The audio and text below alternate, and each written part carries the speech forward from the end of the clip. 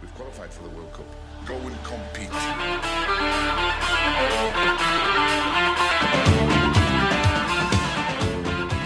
Should we talk Halloween? I don't know. Is that going to be outdated by the time this comes out?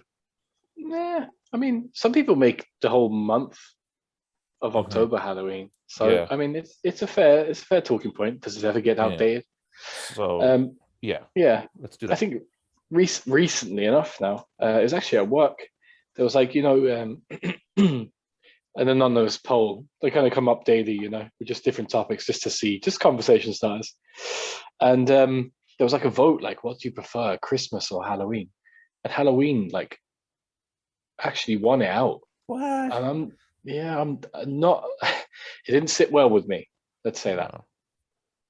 No, it wouldn't sit well with me either. I mean, the only thing I would say about Christmas is if you've gone to college, Christmas can be a really stressful time because a lot of stuff is due in around then. That's the only thing I can really think of. And, maybe there's a bit of like, oh, you have to meet the family and you have to have presents and there's a lot of obligations. But come on, you get loads of presents as well. And the food, like Halloween is just sweets. Like, come on, we're fucking grown men. We don't care about sweets anymore. We just care about turkey and gravy. Like, no. Unless you're in an office with children, I don't understand that whatsoever. Yeah, no, I'm not. When I mean, sometimes it feels like I am in an office with children, but I'm not. We should clarify. We're recording this on Halloween. That's why we're talking about Halloween. Just in case this comes out in like 3 weeks' time or something, and people don't get it. But I mean, when was the last time you dressed up for Halloween? I haven't dressed up for Halloween in 10 years. Yeah, I mean, I think it must have been like early 20s, easy. Yeah, which would 20 years ago, 10 years ago. I know. It's just, I think there's a lot more. Like Christmas has more sustenance. It's more to it. It's not just like you mentioned the food. Obviously, food's great. There's also gifts. There's also the family thing or the friends thing. And I mean, I know that can be problematic for people too, but it's just a factor, small factor. There's the lead up to it is immense every year. Whether you like Christmas songs or not, if you work in retail, you obviously don't. And I get it, but there is some wholesome songs out there that can kind of get you festive. Like all the adverts, everywhere you look is Christmas based. I mean, it's been different for me in recent years because obviously with the kids now, it's like a whole new element to it. Whereas if it's, if you're mid-20s and stuff and it's you and your partner, maybe it's not as like magical as it can be, but like there is a big day around it, and that you don't just have Christmas Day. You've got Christmas Eve, which you go for a few pints. Stephen's Day, where you do it all again if you want to, and then a week away is like New Year's, which you can basically repeat it if you want to. Whereas with Halloween, you've got Halloween. Tomorrow is a crap Monday, and that's it. Yeah. Well, I'm glad we're in agreement. If anyone wants to come on and argue for Halloween, you're more than welcome, because I think it's a clean sweep here. Which is interesting because we're of the paranormal persuasion. Well, one of us is. I'm not so sure. I know I speak for all of us when I say we are of paranormal persuasion. Let me just clarify, and this isn't a joke, right? This is between you and me. Do you honestly believe there's ghosts?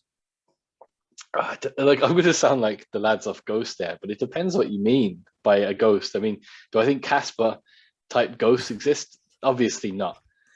Do I think that there's parallels between, I don't know, universes or what we know as the living world and the dead world?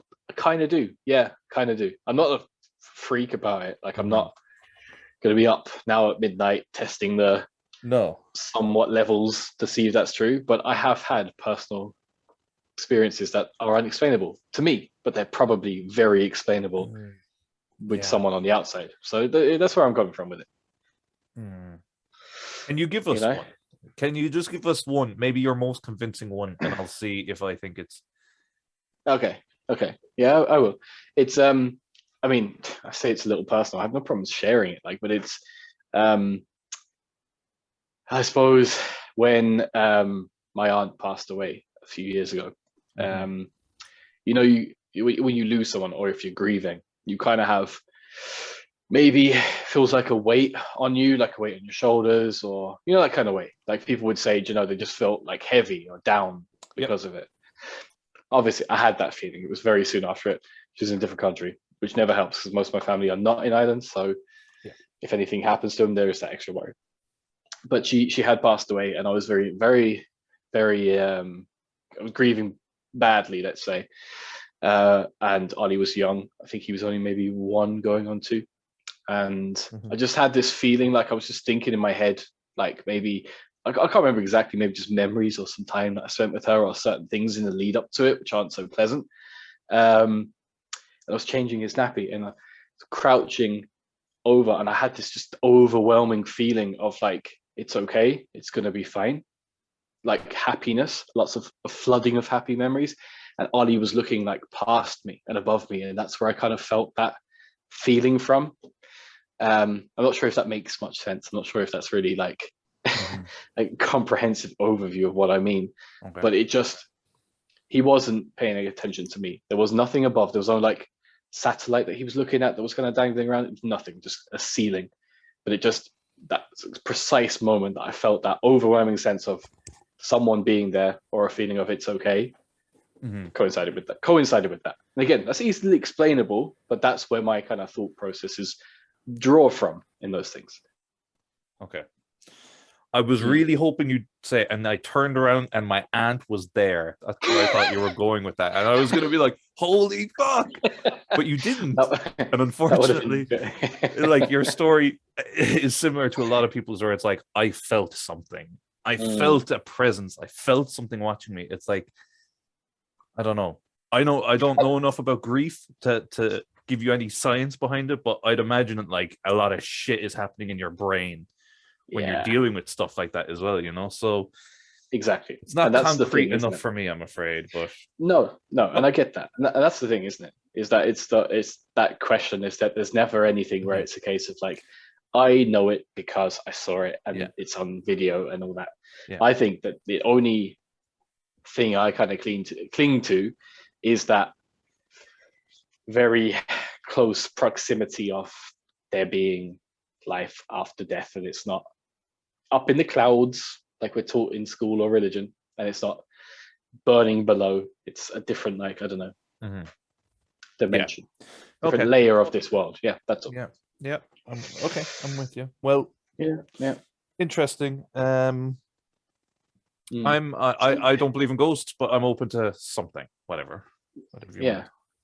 So you don't get that at Christmas though, do you? So maybe Halloween is better. No, but we've had one conversation now about ghosts, and that's the end of our Halloween. This is literally our Halloween. Like, no party, no dress-ups. We're here recording the podcast. That's how much it means to us. We wouldn't be doing this on Christmas Day, I'll tell you that. That's true. We do take a break, a long break during Christmas. But we've also taken a long break now. So we haven't recorded for a month. So maybe Halloween is really important to us. Yeah, we probably have 1 or 2 bits to cover. Where do we start?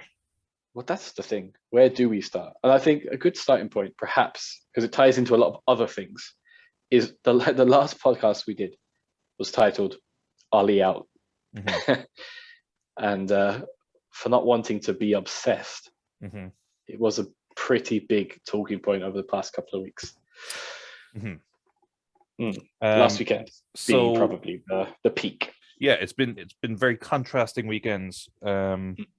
And a lot of contrasting opinions as well. Indeed.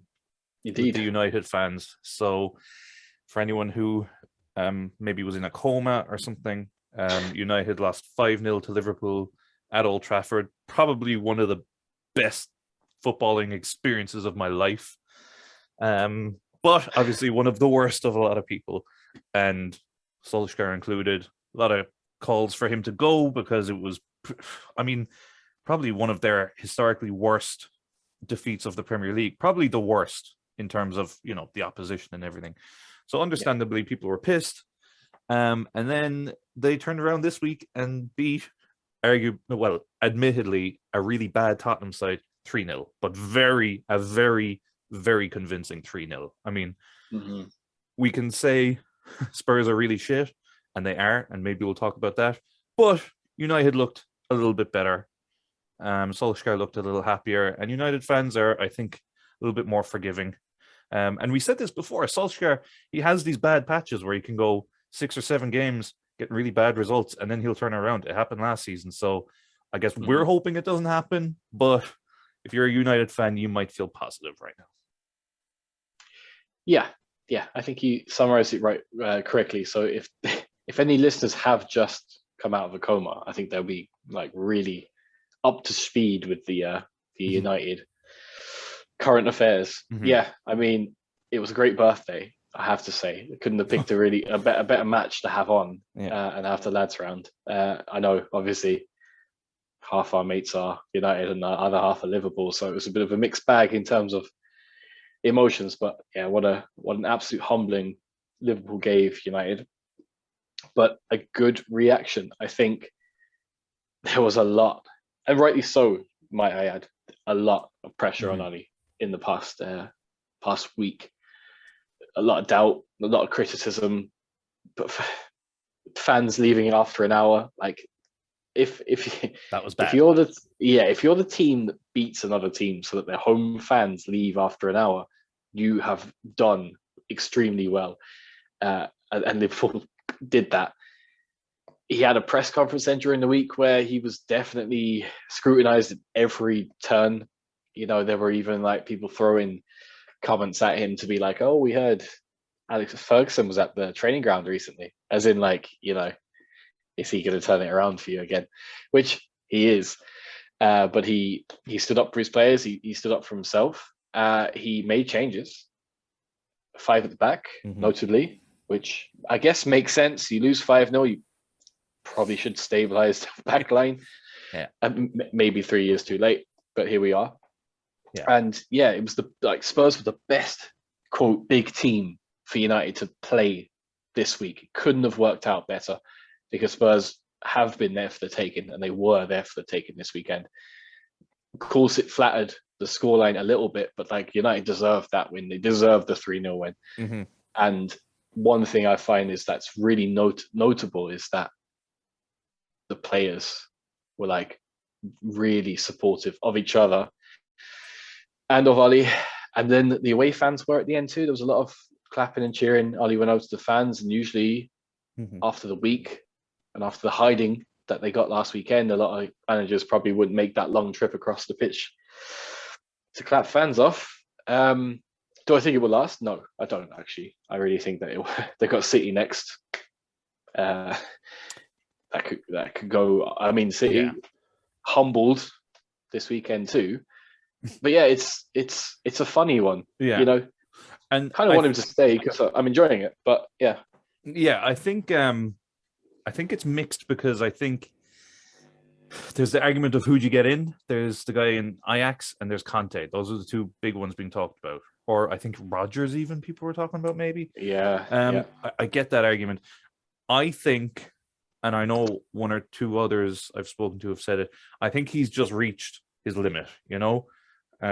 He did the job. He stabilized the club. He actually had some pretty good times, got them to a final. But with the squad he has, he should be competing. Now, I'll preface this a little bit by saying he probably wanted a defensive midfielder.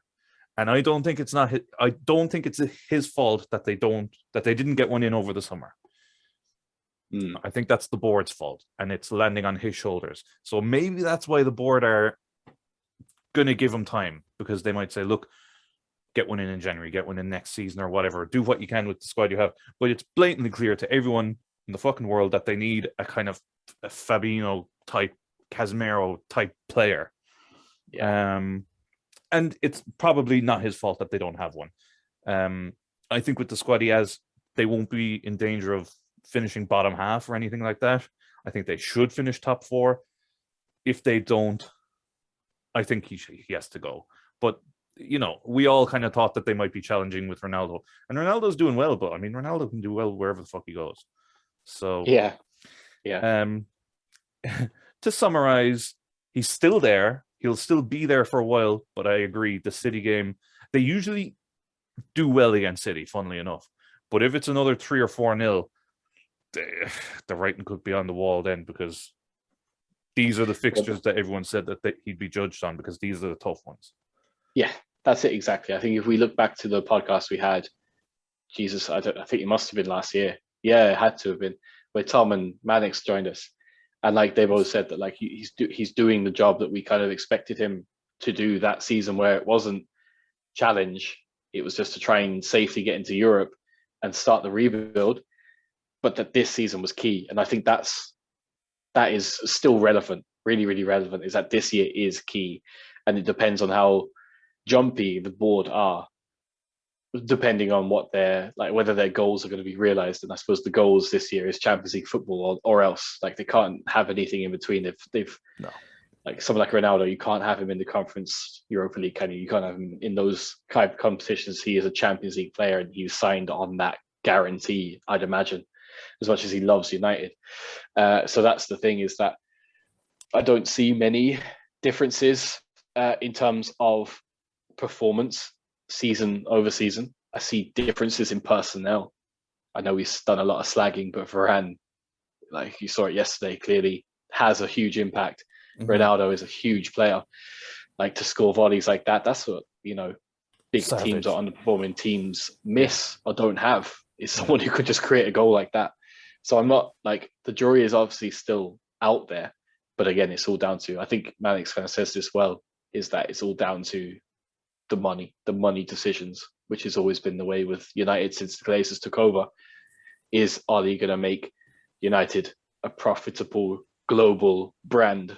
Because it's the same. They own the Tampa Bay Buccaneers too, and they threw as much money as they could at getting Tom Brady, who's like the equivalent of Cristiano Ronaldo in American football, and it paid off because they won a Super Bowl. And that you can carry that for 5 years, and they're looking good to do it again this year, by the way. So like, a good investment. But they've basically replicated that for United this year. Throw the best in the world in the mix, and the rest perform with them. You've got success. So we'll see.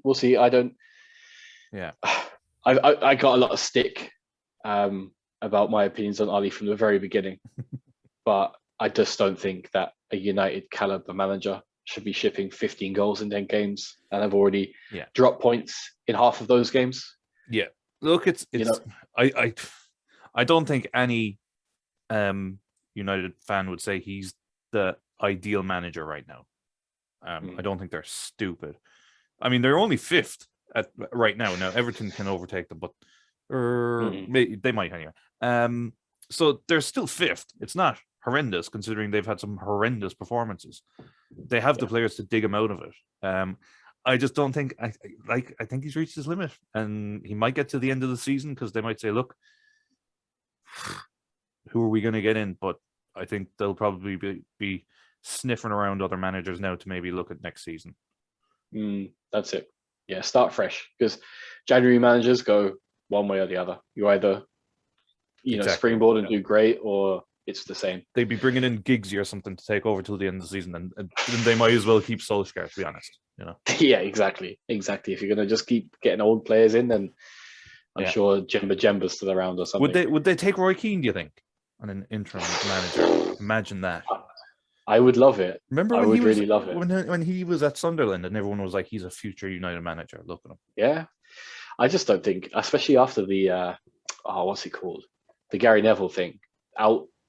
I can't remember. Out.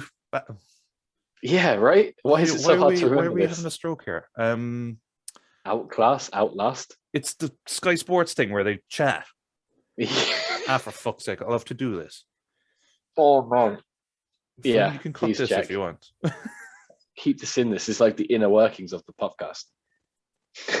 Sky Sports outro music? No. Fuck. Jesus. I will never let Outside? you go. No, it's not outside. Man. Everyone knows. It's probably not even out anything, is it? Gary Neville's out. In class? Gary Neville, Jamie Carragher. Let's just click that and see what happens. Heated debates. No. Oh, wait. Is this it? Nah. Fuck. All right. Well, that thing that everyone knows. Nearly forgotten my point, actually. Yeah, I don't know what you're on about. After after Roy Keane's appearance on that, maybe Finn can do like a little soundbite over it every time that we say it wrong. Yeah, future Finn, if you could just record you telling us what the name of that thing is, so that we can know for when we listen back. Thank you. Roy Keane's appearance in said thing would give football manager boards problems and worries. I just felt that the guy is so bitter about things that happened like 30 years ago. He's still giving out about chairmans that are probably dead. Roy Keane. You know what? Yeah, all the fucking time. Do you know, I could have had so and so on the thing or on that. Or all I needed was 1 or 2 more results, but Sunderland wouldn't give it to me. It's like, man, you've not changed then. I mean, I appreciate his transparency and honesty in that interview. It was a really good insight into how Roy Keane works, but there were so many red flags still. It's even you when can't trust. This was years ago now, but he was asked in an interview the best manager you ever had, and he said without a doubt, and I forget the name, but whatever guy managed him at Nottingham Forest or wherever it was beforehand. Yeah, I was like, yeah, come on, you're a fucking asshole, man. All right, you fell out with Ferguson at the end, but you can't say he's not the best manager you ever had, because he's the best manager anyone's ever had, probably. Yeah, that's it. So stubborn. And I think that's the thing, is that Ollie does well for the Glazers because he is clearly a yes man and he can roll over, do as he's told. Like you said, the CDM fiasco is because he's not making these signings. He's not doing the transfers. He's being told Jadon Sancho's yours, Van de Beek is yours, which are great players. I mean, there's a lot of managers that would like that to happen, but he's not really picking the squad. He's been given a short list basically, and they're making bids on it. Well, I just don't see Keane being able to do that. No, quietly. No, no. Anyway, so we had United that went from a very low point to quite a high point this week. Liverpool then were on a very high point last week and didn't go too well today. Oh, yesterday. And I was going to say juxtaposition there, following on. Yeah, good word, isn't it? Yeah, thank you. I remember we were told to write that word on the back of our copies in sixth year and use it. Fuck's sake. Anyway, this is the thing. There was talk of United Ollie out straight away after the result, after the 5-0. With Liverpool, it was this team should win the Premier League because look, they're tearing apart Man United. But the truth is, Man United were just really, really bad that day. And then Liverpool, Brighton are a sticky fucking team this year. A lot of teams are tripping up against Brighton. They actually look pretty fucking good. Where do I start with this? I guess it's not the end of the world. It's a 2-2 draw, but there's been a lot of games this season that Liverpool have been winning and ended up drawing. They had, I think, Brentford, Brighton now, City. It nearly happened in Milan as well. They just got away with it. So it's just too often. But God, can I even go here? They're very unlucky with injuries right now. Okay. Not to the same extent as last year, because obviously last year was disaster. But their midfield was so fucking lightweight. I mean, Henderson is all right as a 6 or whatever you want to call him. But the two lads next to him, he's okay as a 6 with fucking Wijnaldum and Thiago next to him. He's not okay as a 6 with Curtis Jones and that fucking Chamberlain next to him. Do you know what I saw written about Chamberlain? He's recently had a baby. He's got a newborn baby, so he must be having sleepless nights. That was an excuse. Come on. Yeah, I see that a lot. He's a fucking... I hate using this term, but he's a professional fucking footballer. He's paid a lot of money. You can't just turn up and say, well, I didn't get a good night's sleep.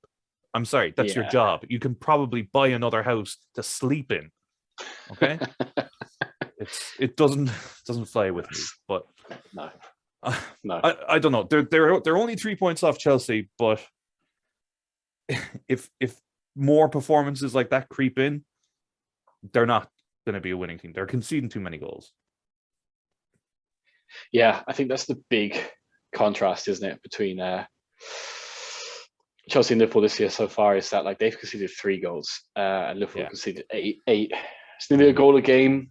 I think that's probably what the year before winning the league and the season that you won the league, the big thing is that you didn't concede. The defense was airtight.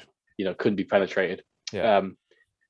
Yeah, silver lining though, still unbeaten. Like I think that says a lot, because maybe, and this is a light maybe, is that like the games like the Brentford game, the Brighton game, City game, last season you probably would have lost them.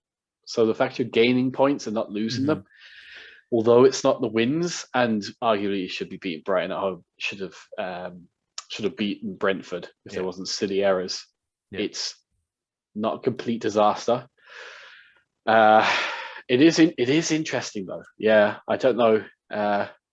Clearly, from a fantasy football perspective, I'm a bit pissed off at Klopp about dropping Matip. But is that where it went wrong? Konate, is he still learning the ropes next to Van Dijk? It's a weird one. I actually don't really know what game that happened in. I know he dropped him for the United game, but I think he was dropped for something else, and I can't remember if it was an injury or what it was, but he dropped him, and then he kind of played him midweek, so I kind of thought he played him for a half during the cup, and he said he needs rhythm. So I was like, oh, he's going to play him at the weekend, and then he fucking didn't, and I don't really get it, but they weren't exactly airtight. I think he was actually playing for the Brentford game, and maybe that's it. That they kind of went, look, we shipped 3 goals very softly here. We need to have a look at the defense and try to change things up. But then where's fucking Joe Gomez? Van Dijk and Joe Gomez was the pairing. Like, that was the pairing. Yeah. Joe Gomez's career is over.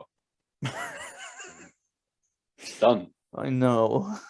And he was so good. He hurt Do you know his what? leg. He was just the perfect, like, Robin to Van Dijk being Batman, you know? He was just that perfect sidekick. He was. But he's just too injury prone, because they're saying, oh, well, we have to manage him. They're not managing Van Dijk at all. They're playing him every fucking league game. But Gomez has played like 2 cup games or something. So bit of a worry. But I think if the midfield was stronger, they wouldn't be shipping the goals there. Fabinho out is the fucking loss. Like, Thiago would be great. He's a bit of a luxury player, but Fabinho is like key. And I don't know what even happened to him. I don't know when he'll be back. No idea. No, it's very quiet, and I think that's probably for a reason, because, like you said, he's that important. That big game next though. You know, you're looking at. We talked about City and United going head to head. That's like 3rd versus like 5th currently. You got West Ham next week. I know they're flying. And a few weeks ago, that looked like, not too bad a fixture. West Ham away is going to be tricky. I don't know what to tell you. I think they could leapfrog us, actually. They could if they win. So you're right. It is a big game, but fuck yeah, you just got to look at Salah. Surely Salah on form will just tear him to shreds, and we'll beat him 4-3 or something, right? Like Antonio. Antonio was a flash in the pan. He had his incredible 3 weeks, and he's done now. So you shouldn't have too much to worry about. Yeah, it's true. And West Ham haven't beaten Liverpool in the league since like 2016. Like, form is on your side. Yeah, different team though. And I look, my thoughts on West Ham. I do think it's been rather favourable for them. I don't think that it's fully proven yet. Just looking at the last 5, they beat a struggling Leeds team 2-1. They lost to Brentford. They beat Everton 1-0. They beat Spurs 1-0. We saw Spurs this weekend again, and they beat 10-man Villa. So, that's a handy run. I still think that they're the type of team, especially with the midweek European games this week. They're playing Thursday. Good. And I don't know whether I'd imagine they're at home. I can't I can't remember. Mhm. But still, that takes its toll, and they are not the same caliber as the Chelseas, the Cities, the Liverpools, the United squads. Could go against them. They're actually away to Genk, so that does work Oh, in our favor, doesn't it? it does. It does, So because Liverpool are playing the Wednesday, one or the other. they're playing the Wednesday. Okay, So well look, yeah, 24 hours, big Wednesday, difference. yeah, Wednesday, Sunday, and then and they're playing at home, Liverpool. So yeah, hopefully that all that shit makes a difference. But and to be honest, the biggest difference will be whatever midfield they play. If they play that shit midfield again, they're in trouble. Just play Matip. That's all I ask. Play Matip. Yeah. Yeah. Yeah. I suppose another thing that another big thing that happened in between recordings, and I'd like to get your thoughts on it, is the big takeover, Newcastle. So we lost Steve Bruce to the league. Oh my God. And we have a big Saudi investment into Newcastle Football Club. Do you have any strong opinions on this type of investment? I probably should. Listen, let me, rather than give you my opinion, double check that my facts are correct first. Okay, so maybe this is for anyone out there who would like to know a little bit more and is a bit dumb like me. So, did Saudi Arabia, the country, take over Newcastle? That's my first question. Not exactly, no. But the royal family. Okay. Did.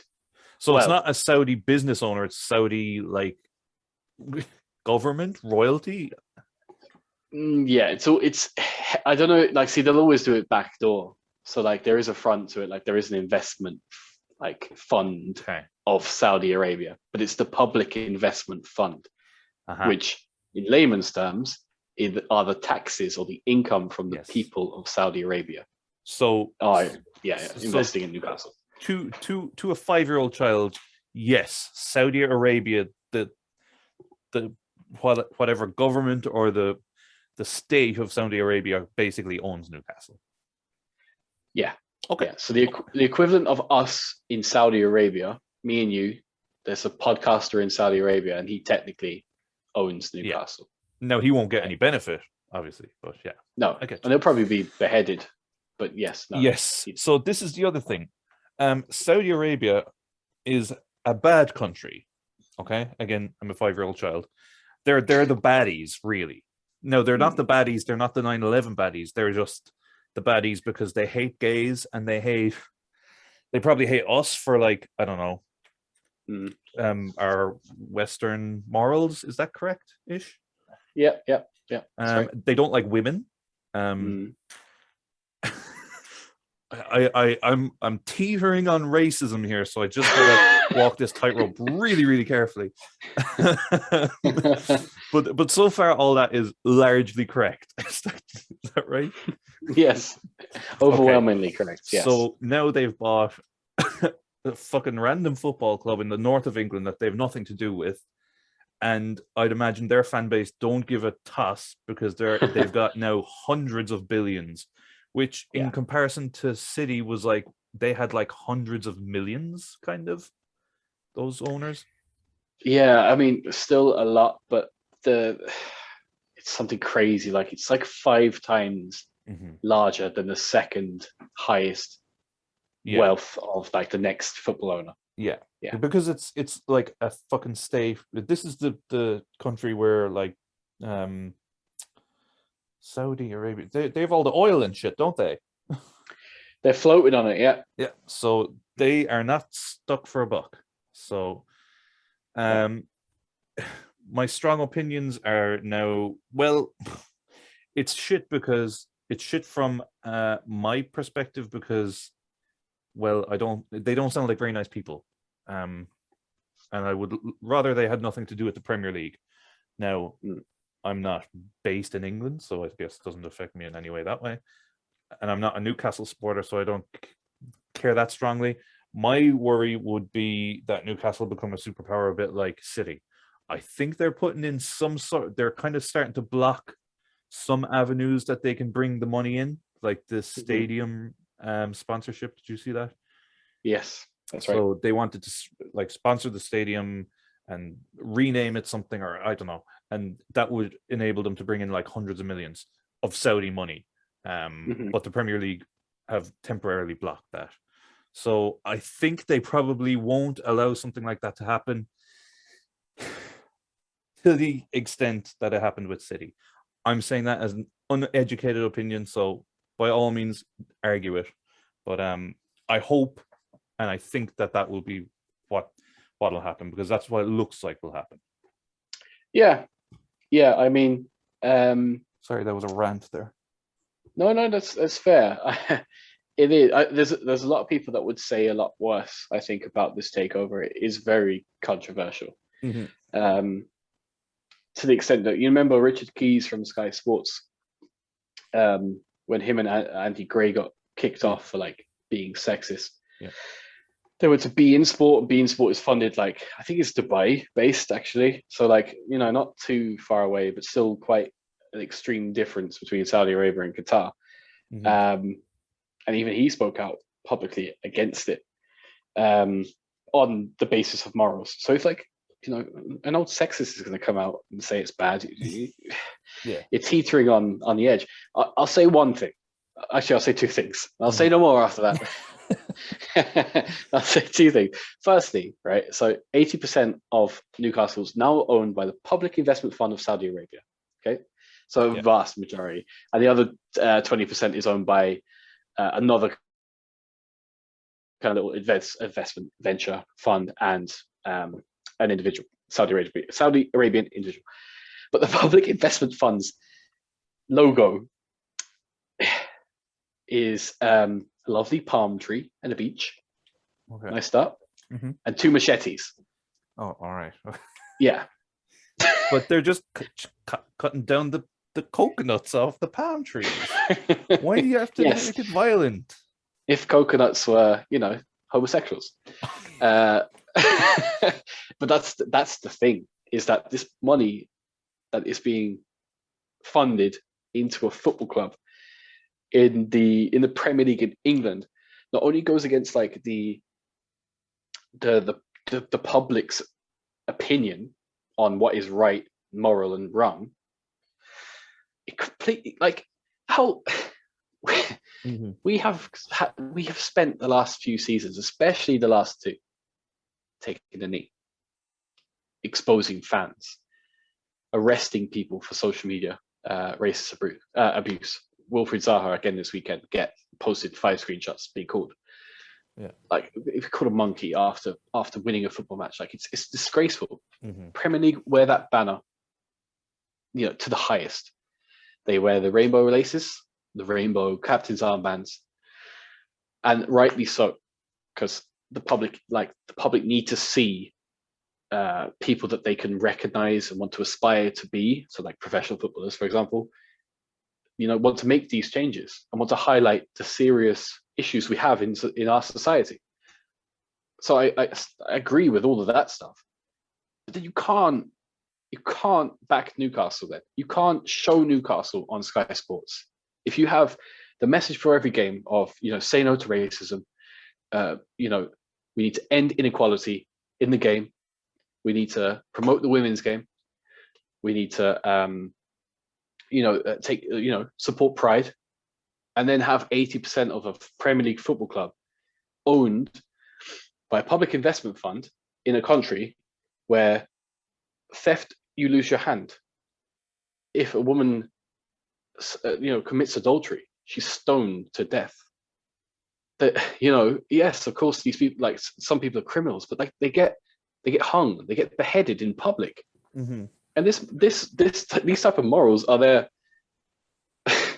mixing in. And Newcastle, they will wear the rainbow laces, and they'll take a knee before the game. They'll have black players. I'm pretty sure in the organization of Newcastle there are some homosexual people in it, and they're owned by this. And I mean, they're saying it's to like try and lessen the view of Saudi Arabia, that they turned a corner because they've allowed women to learn to drive in the last 2 years.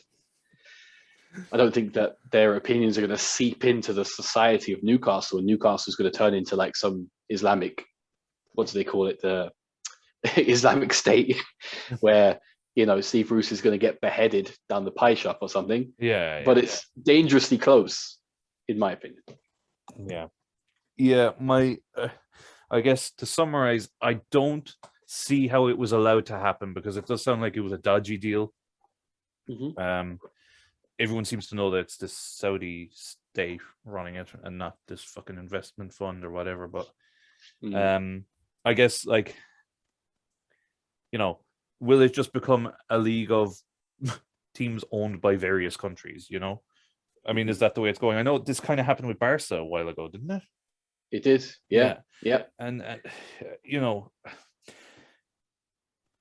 it's kind of, it shouldn't have been allowed to happen, but it's difficult to argue, because maybe there should never have been millionaire, billionaire owners, but does someone have to own it? Should it always have been the fans? And we're kind of back to the fucking Super League then, and they poo-pooed that Super League, and rightly so, but then they're allowing this to happen, and it's like, well, where's the fucking line? There is no line. That's the problem. It's just, that's the problem. They're making it up as they go, really.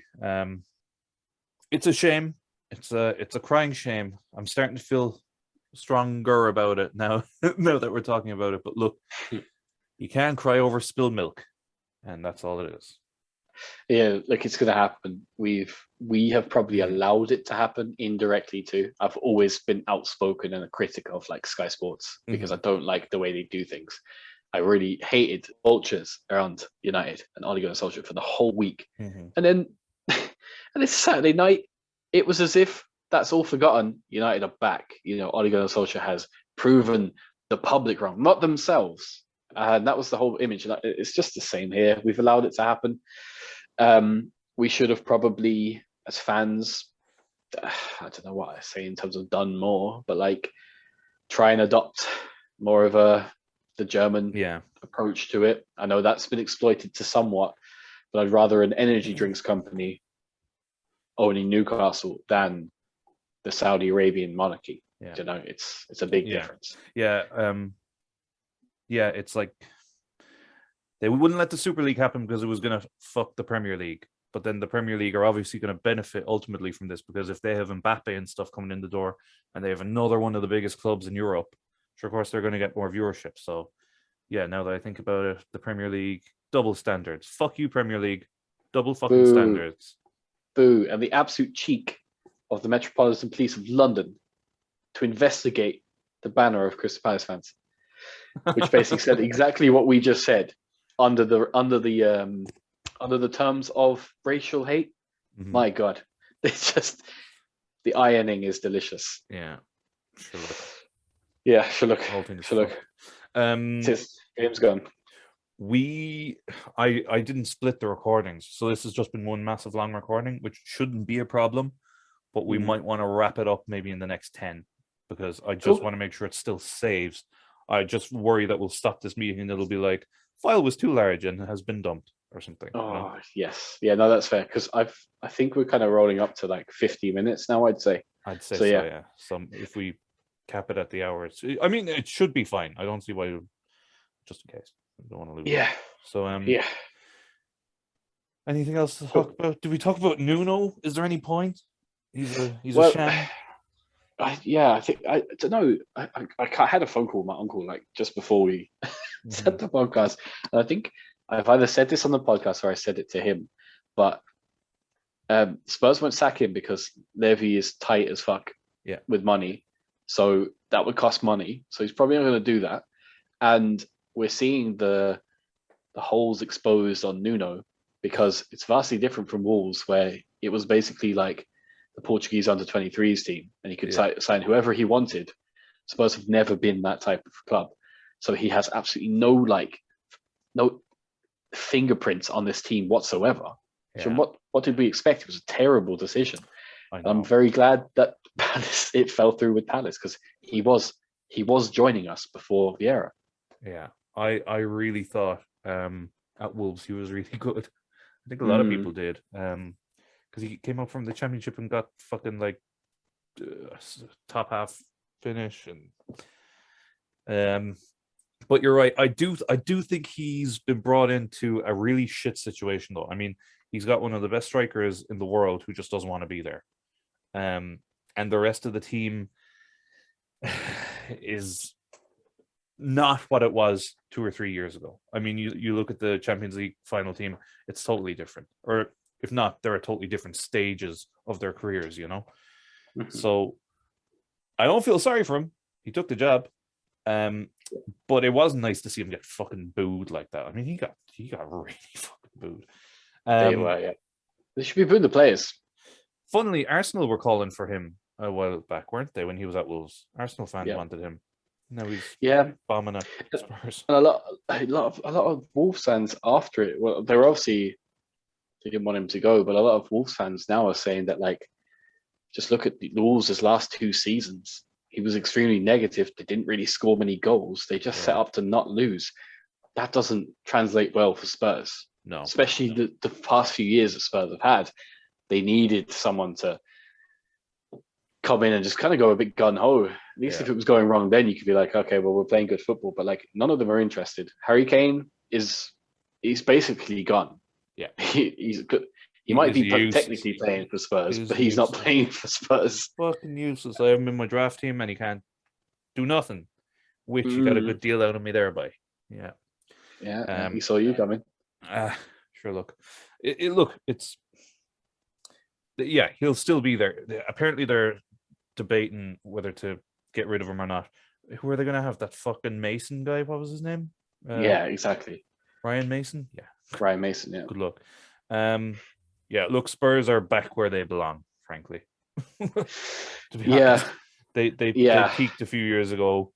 They were on the up under Harry Redknapp, and they're back to where they belong. Yeah, it's pretty much pre Harry. Bring back Martin Yule. That's where you are. That's your fucking limit. Can I just say, right? Because I always look at the table. I'm always looking at the table, and I always think to myself, like, I say to myself, you know what? We're not wrong sometimes. You know, we do go a little bit out there in terms of our like commentary and punditry on football. Mm-hmm. The bottom 3 that I predicted in the first podcast this season really is the current bottom 3, and you did say Leeds would struggle in the second season, and they are just outside the other relegation. That'll always happen. Look, I'll tip Brentford to be relegated next season. Right now, no hassle. It's gonna happen. I love it. I should say on Flynn's behalf, Arsenal had a very good win. Arteta is back, or he's finally here, I guess. I watched that match with Flynn. He thoroughly enjoyed it. Very good performance by Arsenal. They, maybe lost their way at points, but they looked really very good, and it was a great game. Yeah, much better. Yeah, it was a very entertaining game. They are just at the joint on points with United. So they lost the first 3 games. Yeah. So come on, 7 games. The Gooners unbeaten. Yeah, 7 games unbeaten. They're really clawing it back. But I think we need to finish on a real high. Well, before we do, just for any Chelsea fans who are tuning in, go fuck yourselves. And any of the City fans, lol. Oh, and now on to your point.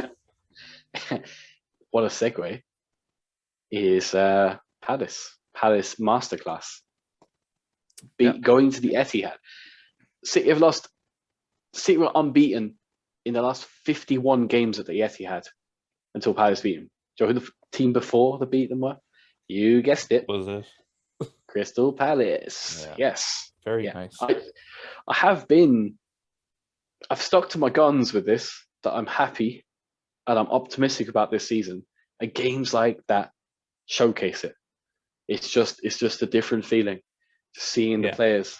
Yeah. Just they understand how they need to play and they want to play. You called it. They want to play for Palace. You called it, and you know what? You're 13th, and that doesn't really reflect the performances we've seen because there were so many games that look at the end of the day you drew them or lost them or whatever, but could have been better results really. So yeah, fair play. Yeah, Patrick Vieira. Who the fucking thunk it, huh? I know, right? Me and Flynn were It's- laughing at you behind your back. and laughing. rightly so. Everyone that's Palace for immediate relegation would probably rate. There was a stage where we had no manager and 10 players. Like, it makes sense to just say, yeah, they're going down. But my God, goodness me. Your sound we. your sound cut out there, and then it sped up for a quick second. So I really hope that comes across in the recording because it sounded kind of funny. Okay, I hope so too. But yeah, Patrick Vieira. I mean, he's a student of Pep Guardiola, and he went up and he fucking stuck two fingers up him. So yeah, good man, Paddy. Exciting times ahead. We got Wolves now, who are there for the taking, and an easier run, let's say, than we've had at the start of the season. I mean, we could be looking at Christmas time solidly mid-table, and then it's up to us then what we want to do with that. Yeah, long season to go, but there's only two teams that have lost more games than us. Did you? Less than us. Sorry, Chelsea, Liverpool. Did you kick off the Tottenham demise? Was that you? Well, I think they did it themselves. Yeah, but yes, we definitely like thumped them 3-0 and things changed. I feel like that was the first time there was big questions around Nuno. So. But it looks like every Tom, Dick, and Harry can beat Spurs 3-0 these days. So. No, it does now, yeah. But at the time, yeah, Vieira might have blood on his hands. Well, former Arsenal man, no better team to put to the sword, I guess. Very true. Very true. All right. Does that bring us to a conclusion, a Halloween spooky conclusion? Yep. If you're hearing this, then I recorded and saved it correctly. If you did, if you're not hearing this, I'm sorry, you missed out. Yeah. Yes, and we actually support the Saudi regime. Have a good night. Yeah, happy Halloween. Happy Halloween. All right. You've been listening to the Put 'em Under Pressure podcast. For more of our content, make sure that you follow us on YouTube, Spotify, and Facebook. Outro music.